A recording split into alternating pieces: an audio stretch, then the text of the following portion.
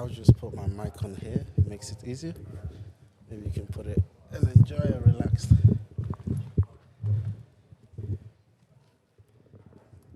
Yeah. How are you doing? Very well. You can hear me? Is it clear enough? It's clear. You can switch your headphones the other way around. Yeah. Perfect. Does this extend? Yeah. Okay. How's it going? Very well. Very well. It's going very well. Welcome. Listen, we're back and we crossed paths and I was like, I've not had our brother tell us about what the agricultural space is doing yet in Nigeria. So I feel, let me bring you on. Let's talk a little bit about it. Let's get to understand the innovations, the things that are happening in the sector. Let's get to understand the things that are happening in the sector. Yeah. But also let's get to know you. But first, you're going to teach the people how we pronounce your name again. Okay, so my name is Israel Chigozirim. Israel Chigozirim. Chigozirim. Chigozirim. So Chigozirim. I come from the southeastern part of Nigeria. Welcome. Thank you. So for context, my name is Blessed by God. Chigozirim means blessed by God. Yeah. So And you've got your beads. yeah. You've got the royal flows. Representing the culture. Yeah. Yeah. So, by study, I am a bioresources engineer. A bioresources engineer. By study, A bioresource resources engineer. By passion, I am an entrepreneur. Okay. I have a background in software development. I am a writer and an author of 3 published books. Yeah. And I'm a youth and climate champion. So Wow. that's me in a nutshell. An author, a bioengineer, Yeah, bioresources engineer. Yeah. and you said for fun you do entrepreneurship. You wake up. No, my passion, not for fun. Okay, My passion. shit. My passion, Yes, because yeah. fun is something you can do leisurely. But Yeah. passion is something that you are impatient to see happen. To see happen. Yes. No, So that's a good explanation. to be yeah, honest. yeah. So Yeah. Welcome. I want to go back a little bit Sure. before your degrees, before your masters or so. yeah. What led the foundation to you being interested in this space? So I think my favorite subject from preschool has always been agriculture. As a little child, I remember going to the farm with my father. He had some plots of land, Yeah. so I remember going to the farm with him and cultivating, tilling the soil. I remember the joy of the smell of the farm. Okay. I remember the joy of getting your hands dirty. I was a very young boy, but the passion was there. But along the line, began to see the struggles of the whole agricultural Space. Yes, being something that I used to love. I began to see people in my community struggle with it. I began to see farmers in my neighboring community struggle to make ends meet.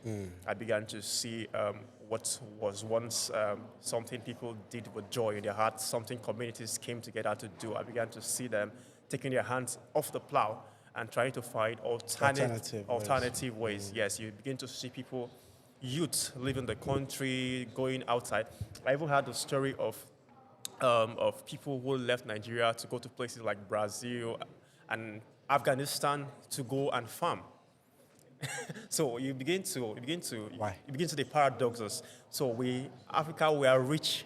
We are rich in agriculture. We have the soil. But you see youths who left Nigeria on the promise of working on farmlands. And I see a lot of youths who still live today to the UK, to Europe, To go work on. or work on farms. So Yeah. what are they doing different? So there is a divide, and we need to fix it before it eats deeper. To be honest, this is the first time I'm hearing that people Yeah. actually People are. have a farm locally and then leave to go work on a different farm. The funny thing is that these youths, they own the ones that own here, then they go to work for someone else on their farms. Yeah. Meanwhile, there's a lot of potentials that are untapped. What is the driving force for that? So one, we have Because to. it's still to some level, backbreaking work, no matter what the country. Yeah. Is it the policies? Is it the revenue? Why are people attracted to leaving for farming? So you have to look at it from different spectrums. So we are looking at, so in Nigeria, we practice more of what I call survival farming. So people farm to eat. Yeah. The reason is this, there are stifling policies and there are little or no access to markets. So these farmers that farm and there are no profitable and viable markets to export and incentives to export. We're looking at high taxes, Yeah. export duties and all of that. So these things discourage farmers. So farmers, they resort to survival farming. They go into survival mode because, I mean, there's a slang in Nigeria that says man must work. Man was. So work. What's that song? Man must work. It's a slang. Yeah. So it means man must eat. Yeah. So at the end of the day, food has to be on the table. So before farmers farm and start thinking of where to export, they want to feed their families first. So there is little or no incentives for people to get into agriculture on a business scale. So as compared to other nations, other countries, yeah. So they have all of the facilities, they have the infrastructures, they have enabling policies, and it's easier to access credits and loans in these countries. But in Nigeria, you have difficulties accessing input, you have difficulties accessing credits, and there are little or no infrastructure. And you see a lot of things going on. You see the government politicizing agriculture of all fields. Yeah, we had what was it? The ban of imports on specific items. What was this in Nigeria? Was it bread? Rice, yeah. So in as much as I believe the government had nice intentions because the intention was to encourage local talents and encourage local sourcing. Yeah. But then not enough provisions were made to cushion the impact of this policy. So the aim of banning rice was to encourage local farmers and to encourage circulation of local content. But then how's this gone? the implementation hasn't been so great because prior to this, a bag of rice in Nigeria sold for about 8,000 naira. It's 8,000. Give them that in dollars, please. In dollars. Not that we will carry on doing that because BRICS is making a change for us. Yeah, so back then the dollar was around 400, but now it's about 900 and something. So multiplying that, a bag costs 8,000 naira. So now you can get a bag for as much as 50,000 naira, which is almost $50. Did the bag get bigger? It did not get bigger. So it just went almost 4x, almost 4x the price, and the baseline was not improved. Yeah. So in as much as we are growing this locally, there are still other food items that we have to eat. So as a farmer who produces cassava, it's not only cassava you have to eat.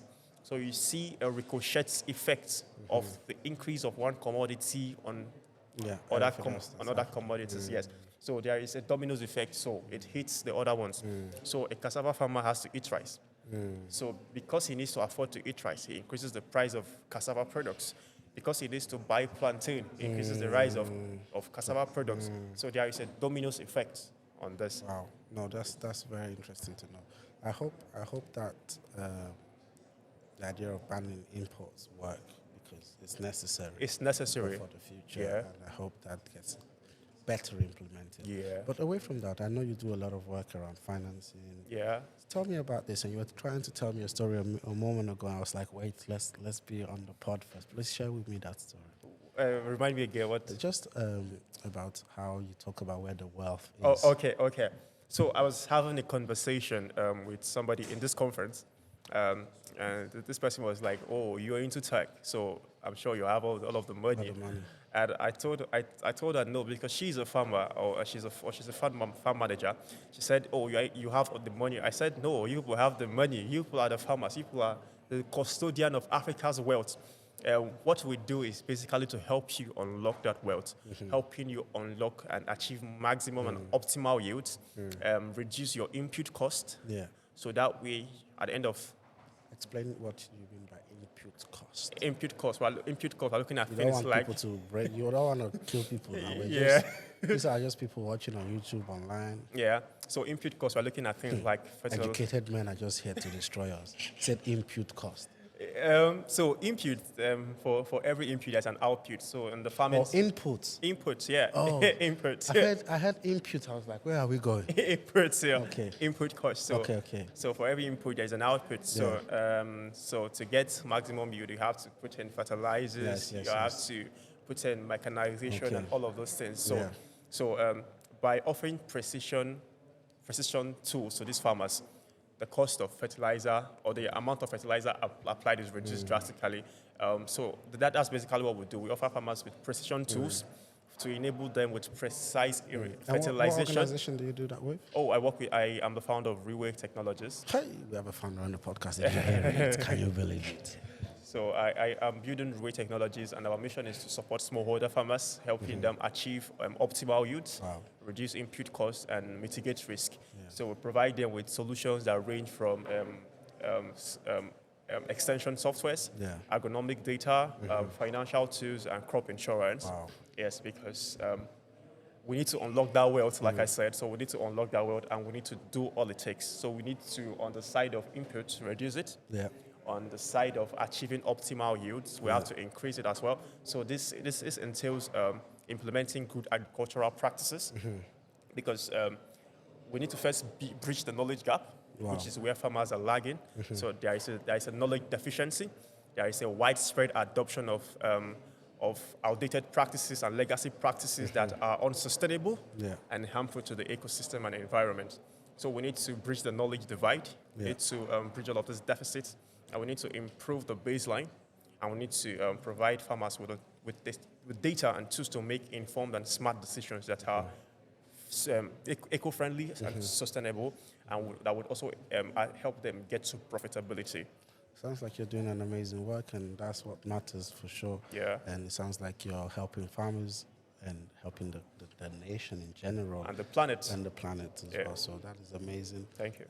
Last thing, I just want to ask, on this podcast, we like to, one, give content of quality education, which you have done, and two, give opportunities. So I'd love to understand what opportunities there are from your organization for young people to get involved or for farmers to get involved. What opportunity? And you have to look at them and you have to tell them, maybe you have to hold your mic for this one. Okay. So So Africa stands at a very critical juncture. With over 60% of our population being under the age of 25, You heard it. there is a need for the youth to get involved. To secure Africa's future, we must harness the power of our youthful population. So I hear a lot of people saying, tech bro. Everybody wants to get into tech. But how is your tech improving our ecosystem? Are you getting into tech for survival?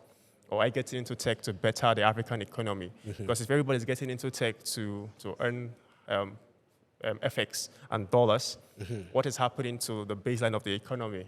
Food prices will keep going up. You might be your earning base might be going up, but commodities are also going up as well. So it becomes nothing. Yeah. So it's important that we begin to do some introspection and look inward and see how, and ask ourselves, how can we improve sectors of agriculture to be precise. African agriculture is not just essential for our future. It's a global imperative if we must prevent worldwide hunger by 2050. So it's important for the youth to get in. We play a pivotal role in achieving mitigation, adaptation, and the transformation of our food systems. So there are numerous opportunities in the agricultural sector. So if you are out there and you are probably thinking, what's in it for me? Or probably you found yourself studying agricultural engineering or any agricultural related course, because we see a lot of people studying agricultural related course, and when you ask them, they were like, oh, that was the option they got. Probably was not their first option. Or even second option, but they found themselves studying it. And at the end of the day, you see them with no jobs, and they're asking themselves, what is in it for me? What's the next step? There are lots of next steps. Yeah. There are lots of next steps. You can try planting a seed of maize and see what that seed of maize becomes in 3 months. What he's saying is that there's money there. There is a lot of opportunities, and looking at where we are today at the Generation Africa, and I kept telling myself the future of agriculture is in safe hands. So we need a lot of youth to get involved. We need more young people to get involved. I mean, we are 60% of Africa's population under 25. So the future belongs to us, and the future it's left for us to take charge and lead the path towards a sustainable, resilient, and a thriving food future. And the future is here. It Thank is you here. very much. Thank you very much, sir. It's been lovely having you in my ears, and I'm sure the audience will appreciate it. Thank you very much. My pleasure. All right, then. We say goodbye to the people. Cheers.